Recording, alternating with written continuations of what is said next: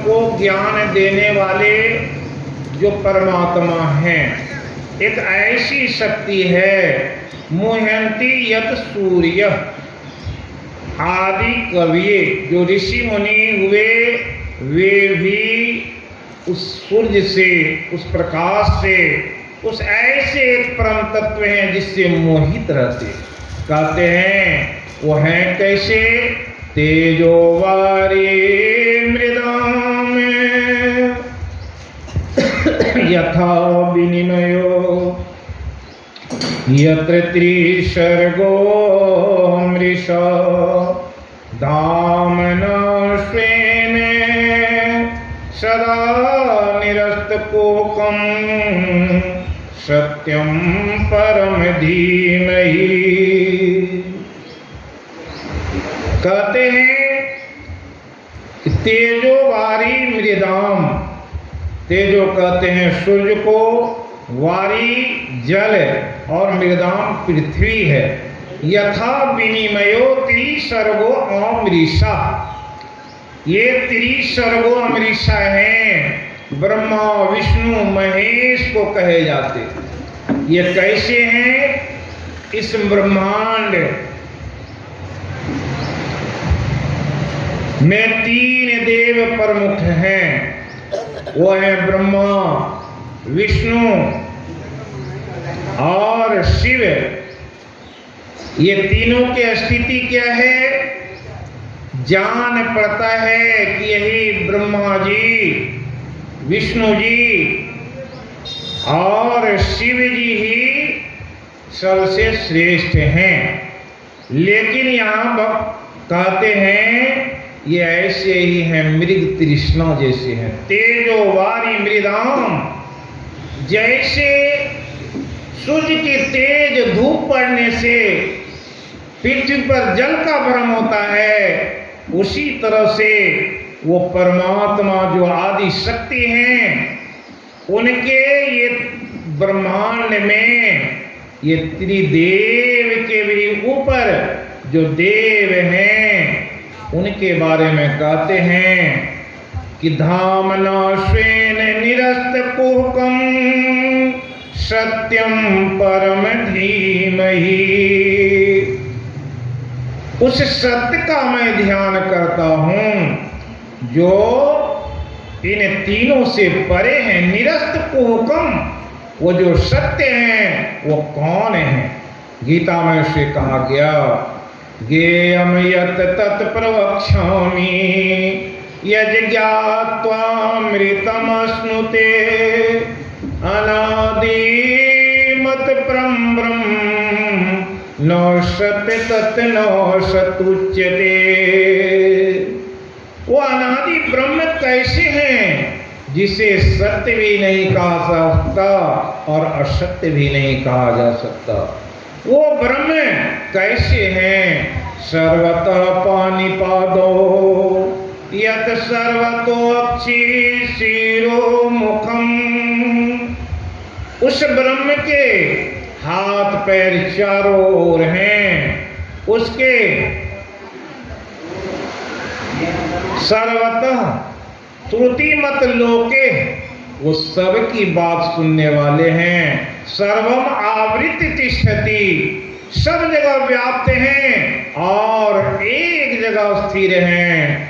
और कहते हैं वैरंतश्च भूतानाम अचरम चरम एव च सूक्ष्मत्वात् तद्विज्ञेयं दूरस्थं च अन्तिके च तत्। वो ऐसे विष्णु हैं या ऐसे शिव हैं या ऐसे ब्रह्मा हैं जिनकी स्थिति क्या है? बहिरंतश्च भूतानाम, सारे जगत के जीव के बाहर भी हैं और अंतर भी हैं।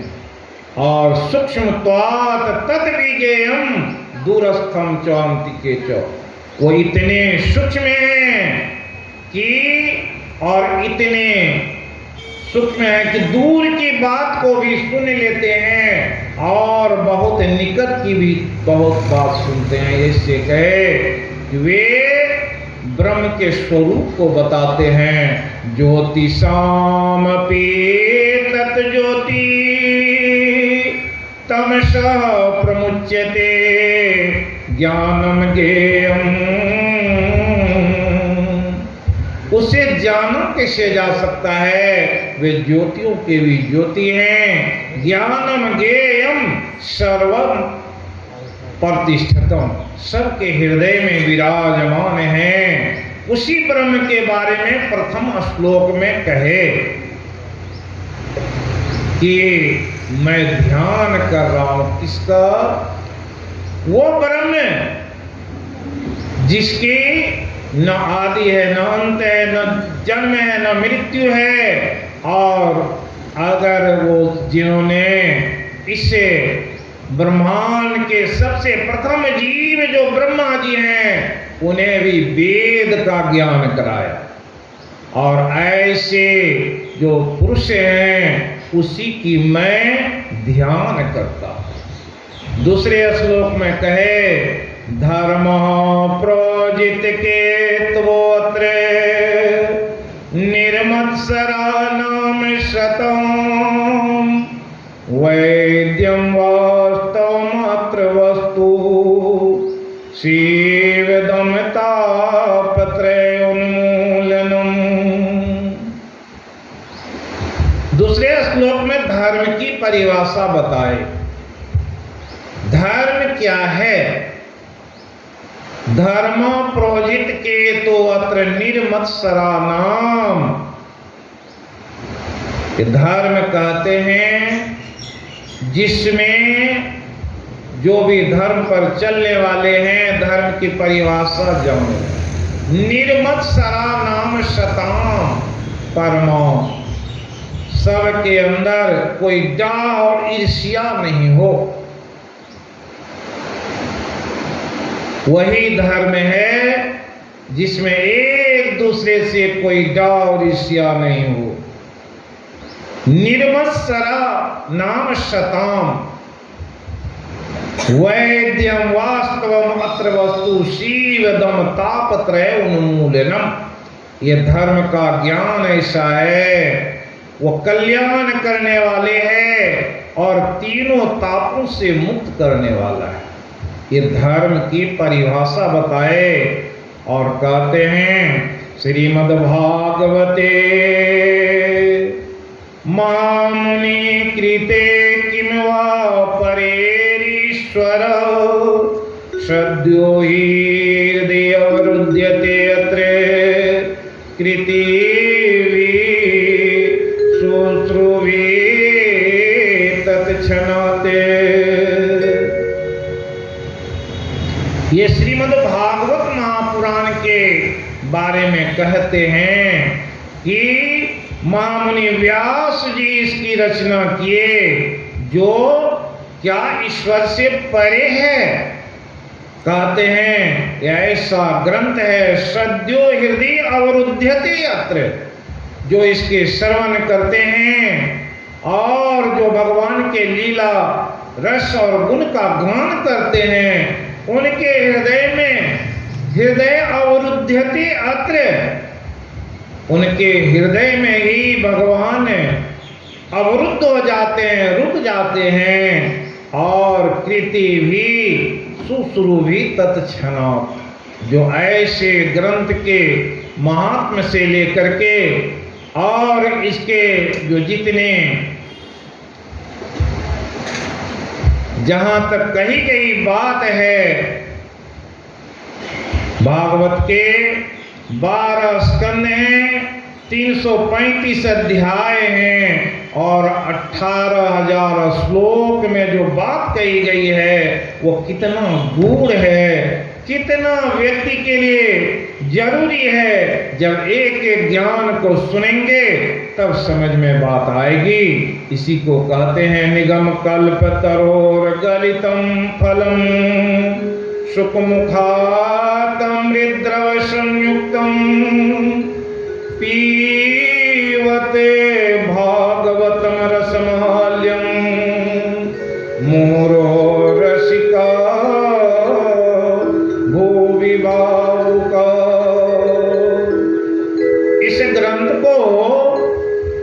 क्या कहा गया? ये कल्प तरु है।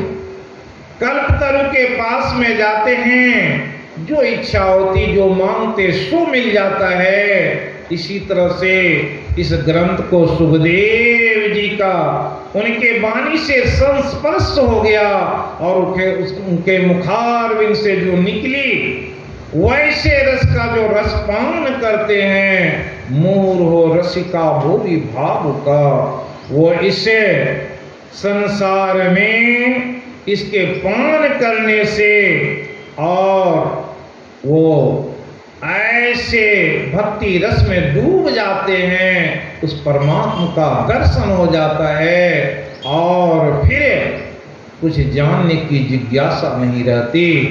इस क्रम में ये 3 श्लोक में जो है मंगलाचरण की, मंगल आचरण करने की बात कहे। ये 3 श्लोक में बता दिए, अगर आचरण आपका ऐसा हो जाए तो क्या है, ध्यान किसका करेंगे, भक्ति किसकी करेंगे? तो बता दिए कि संसार में 3 देव प्रत्यक्ष मालूम पड़ते हैं, ब्रह्मा विष्णु महेश, और 33 कोटि के देवता हैं। ये सभी क्या हैं? इनको कहा ये मृग तृष्णा है।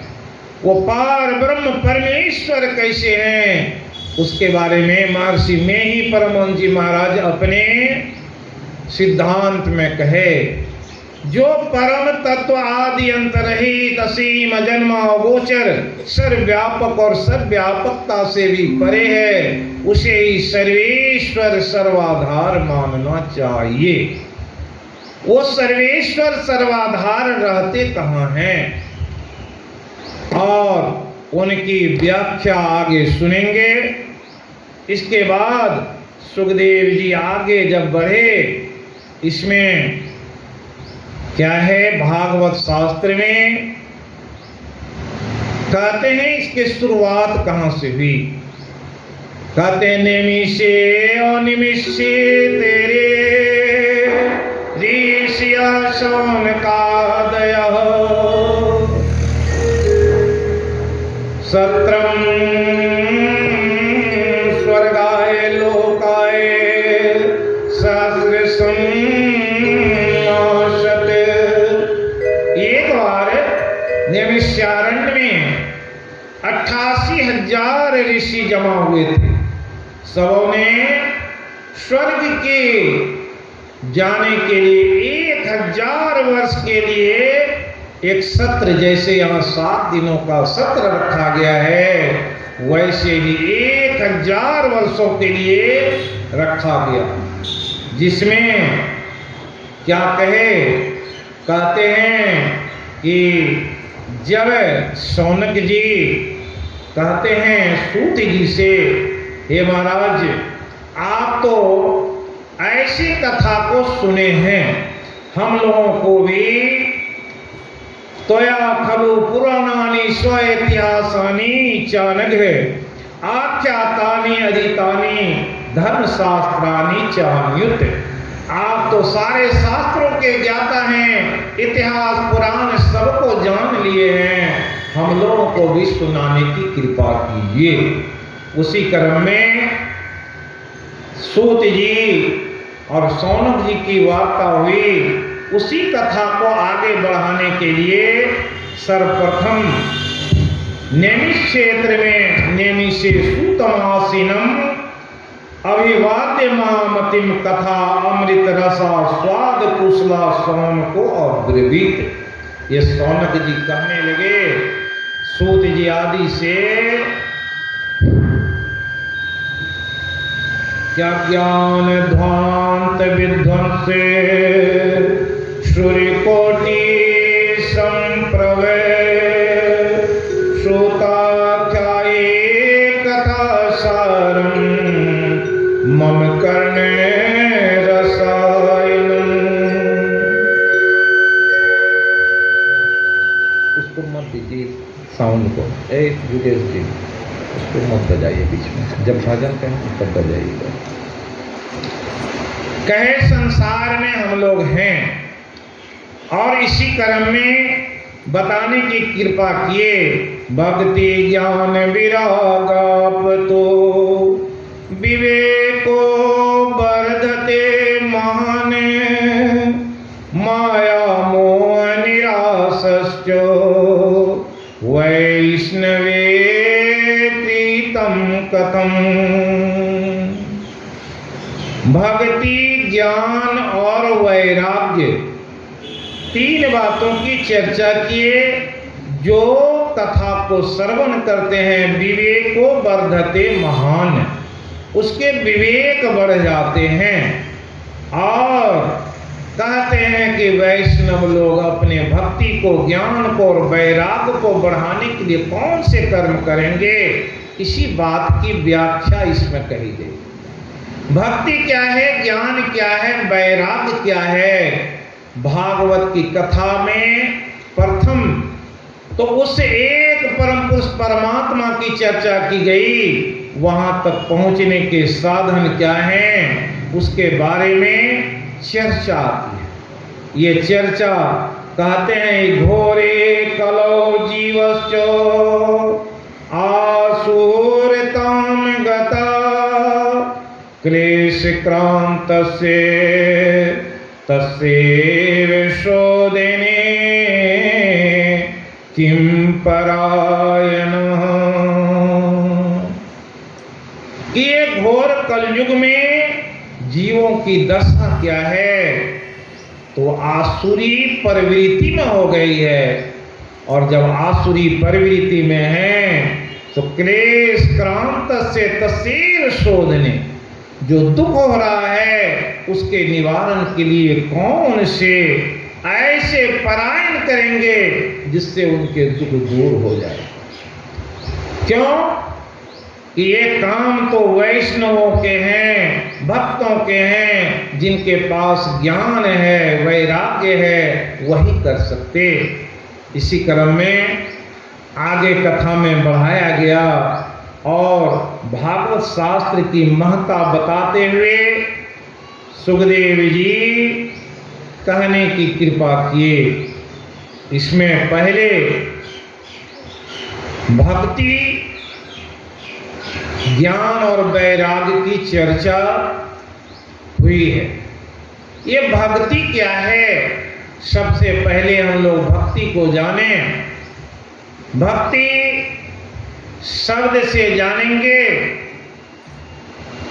भक्ति के बारे में गीता में कहे भगवान, स्वभावो अध्यात्म उच्यते भूत भाव भव करो विसर्ग कर्म संगीता।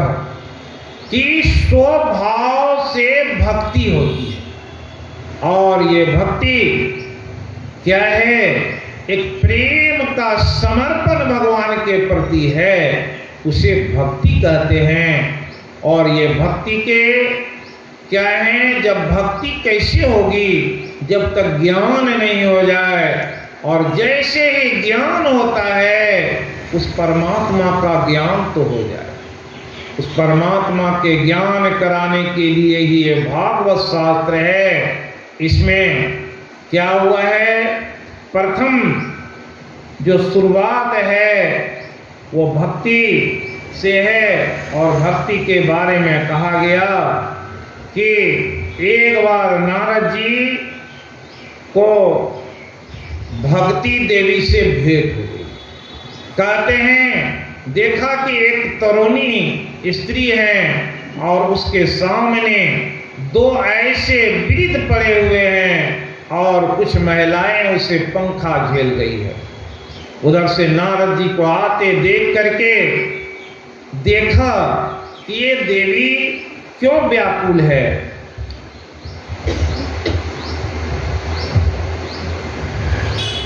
जैसे ही नारद जी देखे, उनसे पूछे, तो पूछते ही पता चला कि ये जो पड़े हुए हैं, कहे कि ये हमारे ज्ञान और वैराग दोनों पुत्र हैं। मैं तो देश में भ्रमण करते हुए आई, लेकिन जब वृंदावन पहुंची तो मैं तो तरुणी हो गई और हमारे ज्ञान और वैराग जो पुत्र हैं ये वृद्ध हो गए।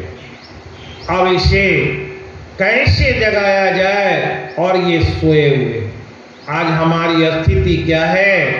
अगर भक्ति है तो वो भक्ति कहाँ रहती और वो भक्ति को कैसे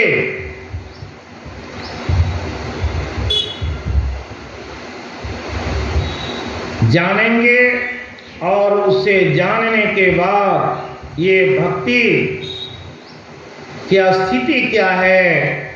आज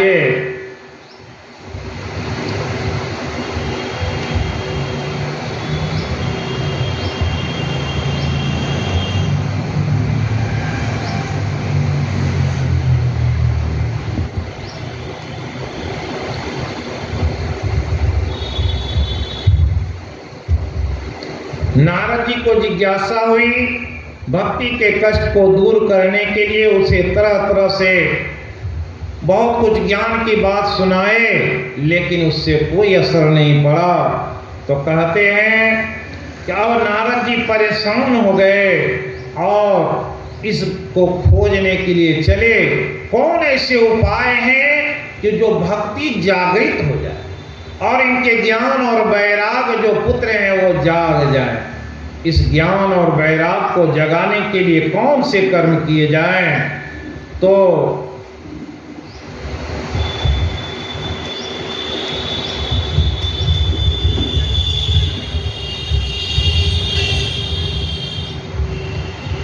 नारद जी इसी बात को खोज करने के लिए चले। बहुत सारे जगह घूमते हुए जब ऋषि कुमारों के पास पहुंचे, उन्होंने देखा, नारद जी की परेशानी की बात पूछी। बड़ा व्याकुल लग रहे हैं, क्या बात है? तो बताए कि मैं एक समस्या से जूझ रहा हूं। भक्ति देवी के 2 पुत्र हैं, ज्ञान और वैराग्य, उसे कैसे जगाया जाए? तो उन्होंने कहा कि एकमात्र भागवत कथा ही इसका आधार है, और जब कथा सुनेंगे तो इसमें 9 प्रकार की भक्ति हो जाती है। जो 9 प्रकार की भक्ति है वो सब के सब भागवत कथा से ही जीवित हो जाते हैं। ऐसी बात सुने और नारद जी जो भागवत कथा का अनुष्ठान किए और इसी क्रम में भक्ति देवी को सारे ज्ञान भागवत की जब कथा प्रारंभ हुई उसके बारे में वर्णन आया है, और जिसमें भक्ति देवी के ज्ञान वैराग्य को जगाने के लिए नारद जी उपाय किए। और वो उपाय जो कथा कुमार सुनाए तो वो भक्ति देवी और उसके ज्ञान और वैराग्य जग गए। उसी में सौनक जी और सूर्य जी की वार्ता हुई और ये भक्ति की महिमा बताई गई कि तेने मूर्ति प्रत्यक्षा वर्तते हरे, सेवनात् सर्वनात् पाठात् दर्शनात् पापनाशिनः। ये जो भागवत महापुराण की कथा है, भगवान की साक्षात शब्दमयी मांग मूर्ति है। इसके सेवन, श्रवण, पाठ तथा दर्शन से मनुष्य के सारे पाप नष्ट हो जाते हैं। सप्ता श्रवणं तेन सर्वेभ्यो अपि अधिकं कृतं, साधनानि तिरस्कृत कलो धर्मो अयम् ईरितो। सप्ताह श्रवण से कलयुग में तो अन्य सब साधनों को छोड़कर यही प्रधान धर्म बताया गया है। दुख दारिद्र्य आदो भाग्य पाप प्रलक्षालनाय चो, काम क्रोध जयार्थम ही कलो धर्मो अयमईरितः। कली काल में धर्म दुख, दारिद्र और दुर्भाग्य और पापों की सफाई कर देता है तथा काम क्रोध आदि शत्रुओं पर विजय दिलाता है। ये भक्ति की ऐसी महिमा बताए, और भक्ति जब जाग जाती है, संतुष्ट होती है इस कथा से, तो भक्ति पूछती है कि हम रहें तो कहाँ रहें कलयुग में। भवद्भिः अद्य विकृतास्मि पृष्टा कली प्रविष्टापि कथारसेन क्वातु तिष्ठामि अधुना ब्रुवन्तु ब्रह्माद्यायदं ताम गिरिमुच्चेरेते। भक्ति देवी बोली, कलयुग में नष्टप्राय हो गई थी और नारद जी के कथामृत के कारण मुझे फिर पुष्ट हो गई हैं। अब आप बताए कि मैं कहाँ रहूं। यह सुनकर समुद्रादि उनसे कहने लगे कि भक्तेषु गोविंद स्वरूप कर्तरी प्रमेक धर्तरी भवरोगंतरी सात्वम न चतिष्ठस्त्वे सुधैर्य संशया। तुम भक्तों को भगवान का स्वरूप प्रदान करने वाली हो और अनन्य प्रेमी जो इसके में लगे रहते संसार के रोग से निर्मूल्य करने वाली हो। अतः तुम धैर्य धारण करके नित्य निरंतर कहाँ रहोगे? जो भगवान के भक्त हैं उसके हृदय में वास करेंगे। और कहते हैं ततोऽपि दोषा कलिजाय में त्वां द्रष्टुम न सकता प्रभो लोके एवं तदाज्ञावसरे अपि भक्ति तदा निशन हरिदास चित्ते। ये कलयुग में बड़े ही दोष हैं। सारे संसार पर अपना भाव डाले हुए हैं, किंतु वहां तुम पर इनकी दृष्टि भी नहीं पड़ेगी। इस प्रकार उनकी आज्ञा पाते ही भक्ति तुरंत भगवत भक्तों के हृदय में विराजमान हो गई। और भक्ति कहती है, सकल भुवन मध्य निर्धना तेऽपि धन्या निवसति हृदेशम श्री हरे भक्ति रेखा हरेरपि निज लोकम सर्वथा तो विहाय प्रविशन्ति हृदितेषां भक्ति स्तोत्रोपनघे। उसमें कहने की कृपा की भक्ति देवी बोली कि मैं तो सब भक्तों के हृदय में विराजमान रहती हूँ, लेकिन वो निर्धन धन्य है कि जिनके हृदय में मुझे जगह मिल जाता है। तो वो निर्धन को धन्य बताते हुए कहे कि सकल भुवन मध्य निर्धनाते धन्य। ये सकल संसार में वो निर्धन धन्य है जिसके हृदय में मैं वास करती हूँ। क्यों? तो जो निर्धन है, जिसके पास धन का अभाव रहता है, वो रात दिन उस भगवान के नाम का जाप करते, उस भगवान के बहुत सारी लीला गाथा का श्रवण करते और अपने हृदय में भक्ति को रखते हैं।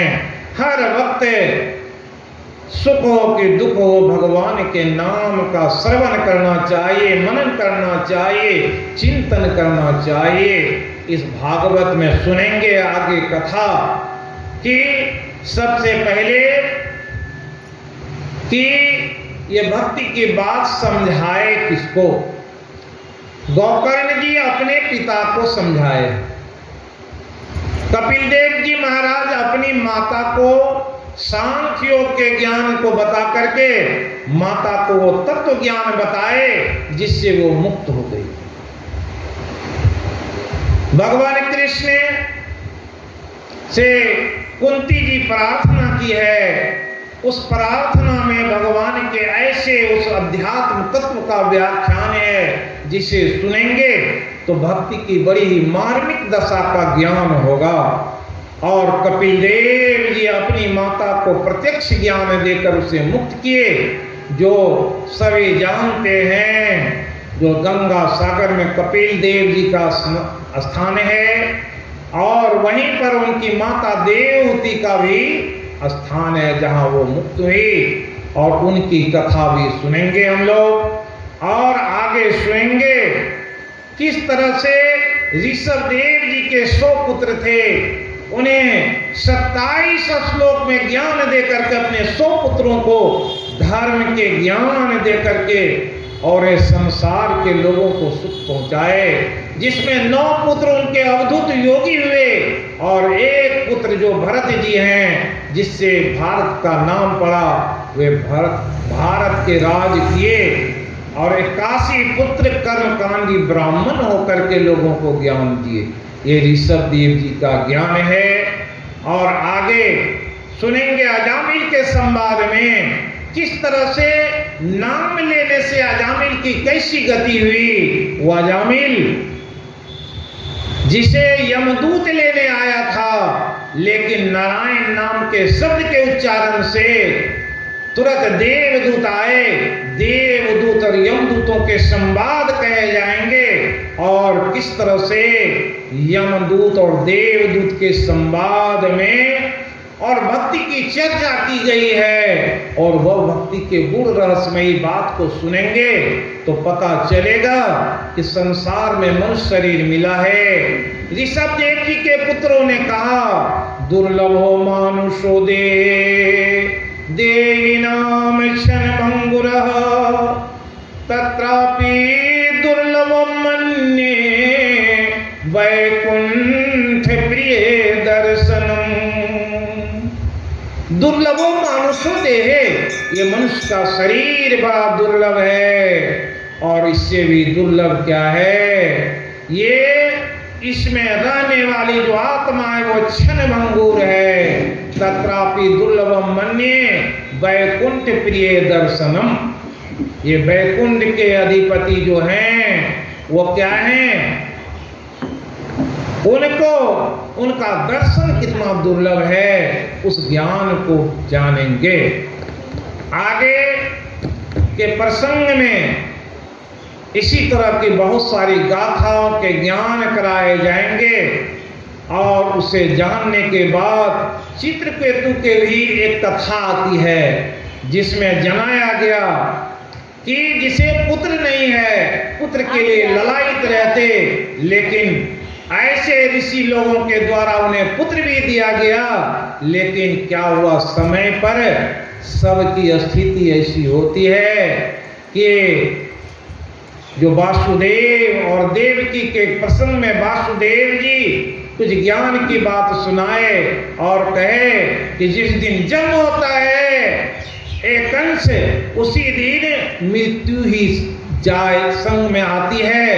अद्य व शतावदेह, ये मृत्यु ध्रुव है। उस अंश को भी सुनेंगे हम लोग। इस कथा प्रसंग में बहुत सारी ऐसी गूढ़ रहस्यमयी बातों का श्रवण करते चलेंगे, जिसके श्रवण से क्या होता है कि भगवान की ऐसी दृढ़ भक्ति हो जाती और उस भक्ति को भागवत के माध्यम से सभी लोग सुनेंगे और ऐसे भक्ति के भाव में जो रम जाते हैं। भगवान के बारे में अभी सुने, कहे हृदय अवरुध्यते यत्र कीर्ति भी शुश्रूवी तत्क्षणात्। ऐसी अभी हम लोग सुने तो जो कहे कि वैष्णव जो गरीब हैं उनके हृदय में भक्ति कैसे विराजित रहती है और वो विराजित भक्ति उनके हृदय में किस तरह से अपना घर बनाती है। इस गाथा को हम लोग जो कहाँ चला गया भजन गायक से,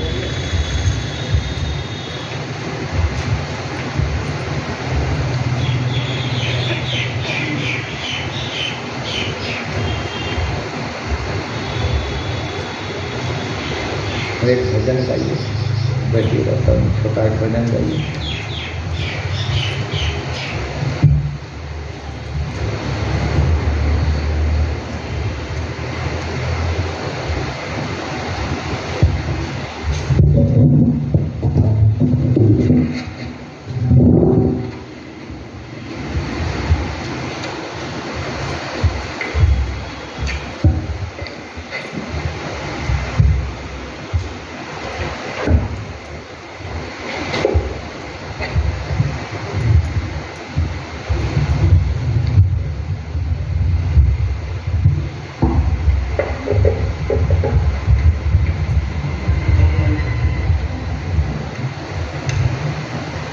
भजन जानते हैं, गोविंद मेरो है गोपाल मेरो।